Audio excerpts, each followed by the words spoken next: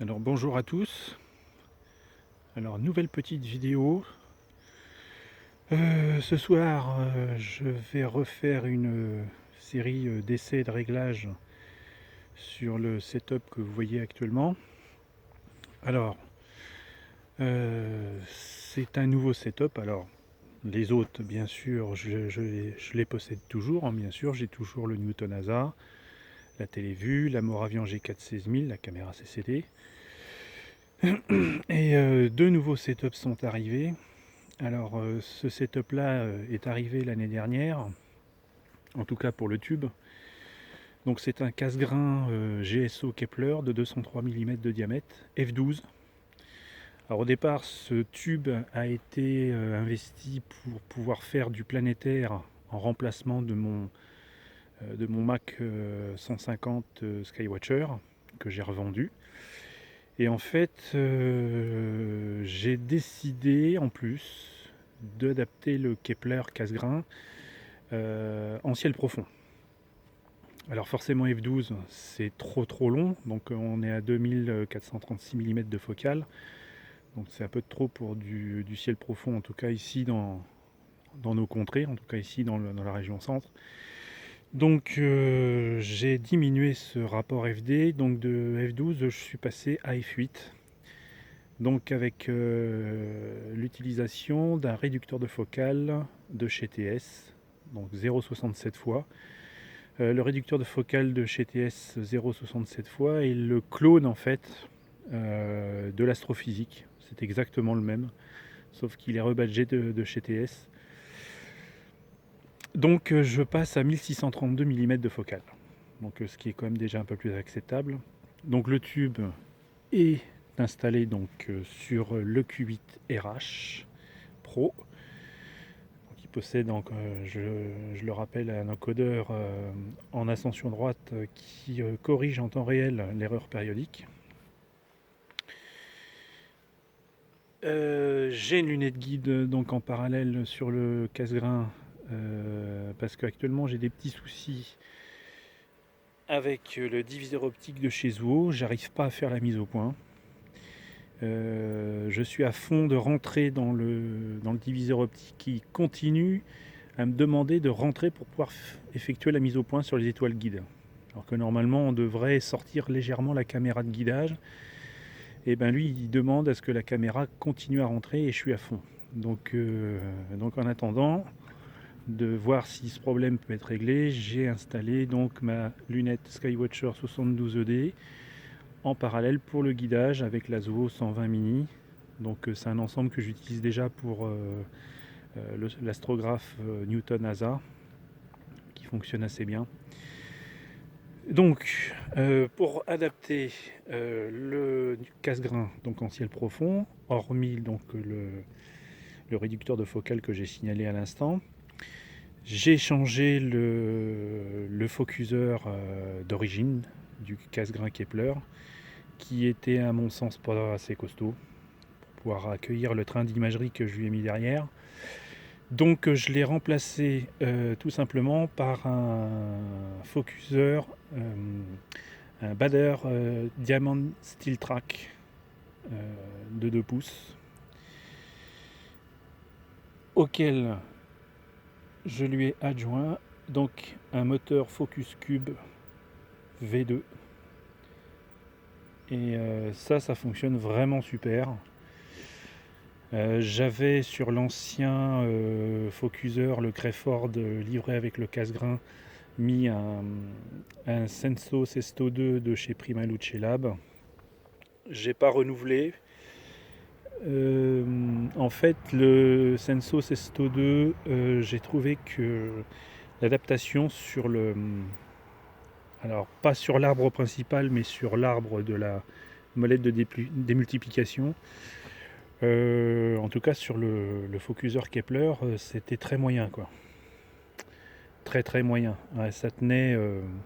On a l'impression que le montage, il n'était pas fiable, quoi, en fait.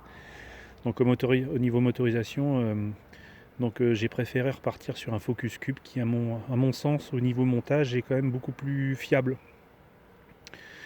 Et puis donc c'est efficace, hein, il n'y a quasiment pas de backlash, hein, pas de jeu. Donc c'est un très très bon focuseur. Donc le train d'imagerie à l'arrière. Jusqu'à maintenant j'avais une Zuo à 683 mm Pro que j'ai gardée, que je reconvertis en caméra planétaire. Et là, pour le nouveau train d'imagerie, donc j'ai fait appel de nouveau à une Zuo, mais à une 2600 mm Pro, donc capteur APS-C monochrome, CMOS, caméra 16 bits, donc tout comme les caméras CCD. Et donc à l'avant une tourelle de filtre, cette fois donc avec des filtres en 36 mm. Et donc je suis reparti sur un jeu de filtres de chez Astronomique, donc avec un filtre luminance L2, un set de filtres RGB Deep Sky, un filtre oxygène 3 donc 6 nanomètres, un filtre H-alpha de 6 nanomètres, et en septième filtre j'ai mis un filtre astronomique ProPlanète IR 742. Ceci dans le but de faire de l'imagerie en infrarouge sur les nébuleuses et peut-être même voir sur des galaxies, parce qu'il y en a qui ont tenté le truc et ça a l'air d'être assez probant quand même. Donc voilà l'arrière du casse-grain donc modifié, et puis sur les bagues livrées avec le casse-grain, donc j'en ai une, donc une des deux grandes, plus une bague de tilt de chez TS. Et puis à l'arrière, donc le Baader Diamond Steel Track. Donc à l'avant de la tourelle, donc on a le diviseur optique M68 de chez Zuo. Et donc j'arrive pas à faire la mise au point de la caméra de guidage, puisque la caméra demande à rentrer et je suis à fond. Alors ça c'est un gros souci. Donc je sais pas comment je vais m'en tirer avec ça. Donc bon, on verra bien. En tout cas, le casse-grain en mode ciel profond donc va me permettre de pouvoir faire des petits objets, petites galaxies, nébuleuses planétaires aussi également, ce que je ne pouvais pas faire avec le très grand capteur de la G4 16000 et l'astrographe donc à 1000 mm de focale. Donc là, un diamètre un peu moindre, mais une focale un peu plus grande, ce qui va me permettre de pouvoir accéder à certains objets que je ne pouvais pas faire jusqu'à maintenant. Donc désormais l'ensemble du matériel, que ce soit ce setup là ou même les autres, hein. Donc il y a un mini PC, donc Minis Forum, qui est ici. Et comme là j'ai des réglages à faire là sur le casse-grain.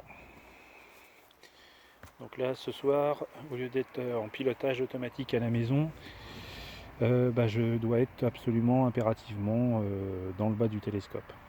Donc là j'ai un écran nomade,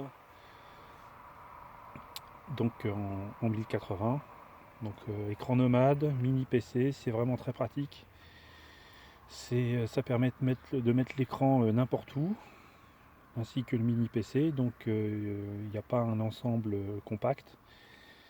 Donc ça permet d'être très très flexible au niveau informatique.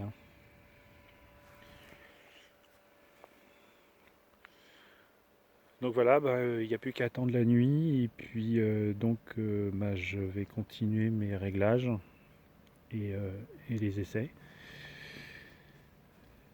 C'est pas facile en ce moment parce que la météo de cet été 2021 est vraiment exécrable en comparaison de la météo de l'année dernière, où pour la comète Néoïse il avait fait super beau. Là cette année là, c'est une catastrophe. Je pensais faire des essais au mois de juin, juillet, et puis arrivé là, j'ai rien pu faire du fait de la météo. Il a plu, nuageux, plu. Donc, et puis c'est très compliqué en ce moment d'avoir des nuits, enfin plusieurs nuits d'affilée de beau pour pouvoir faire des images. C'est très compliqué.